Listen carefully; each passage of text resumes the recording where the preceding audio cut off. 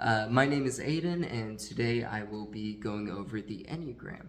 Now, the enneagram, as detailed on sites like the Narrative Enneagram, who to thunk, goes into sort of detail and definition of what the enneagram is, which is essentially a sort of nine-pointed personality categorizer, you could say. It's a way of being like, okay, you have this particular skill set that you are naturally attuned to, you would fit best in this category. So it's a way of being able to understand others and people better. Now, we're going to be going over three main areas where this is useful. The first one being within business scenarios, second one being within relationship scenarios, and third one being with personal growth. And that's set up very purposefully because personal growth tends to be where the true meat of the Enneagram lies. Now, the Enneagram business, it's been somewhat controversial because the Enneagram has always been put in the same category as this sort of mystical, like mysticism kind of thing, a little spooky. What it can actually be used for is an objective way of viewing different skill sets of different people that fall within certain categories.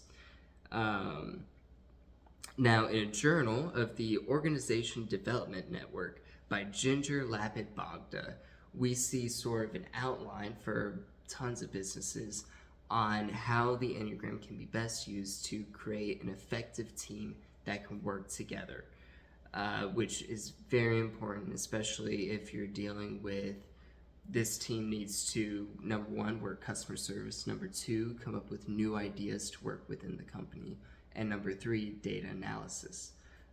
So for instance, a two type personality would be best fit for customer service role. A 5 type personality would be best fitted for some sort of creative role typically, and then 9 type personality would be more akin to some of the fine details that you need to be able to accurately analyze data and certain data sets like that. Now, as I said, we'll be kind of getting deeper and more personal with these. For the second one, the Enneagram in relationships. Now, this is a very touchy topic, and I wasn't sure if I would go over it or not, simply because, in a way, pigeonholing people into these categories can sometimes hold them back and hold you back from further understanding them. And within this relationship side, the Enneagram can be used effectively. In fact, in a journal post by Christine Hall on Good News Associates, we see her tell a story about how her daughter would never bring in firewood when they asked her to. Now she talks about how her daughter tends to lean towards a 5 type personality, which is the more creative type. And sometimes they can tend to have difficulty with completing tasks on time that aren't within their set schedule that they already have in place.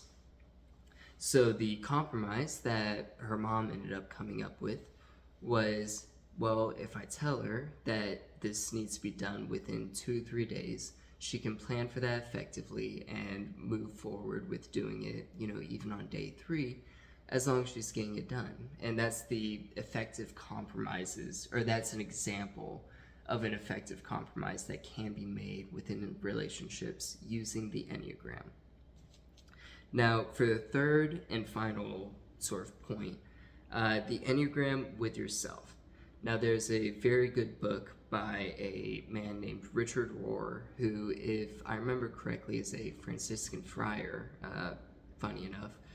And he wrote a book called The Enneagram, which goes into a rough history of the Enneagram, as well as a very detailed and nuanced outline of how it can be used, what the different personality types truly mean, and how they can be defined.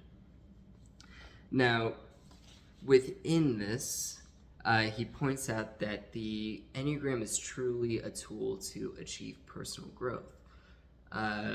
The best sort of comparison that I can give for it is if you have a young child who's going through therapy for whatever reason they need to, oftentimes the therapist will pull up a sheet of paper for them with all these different faces that show emotions.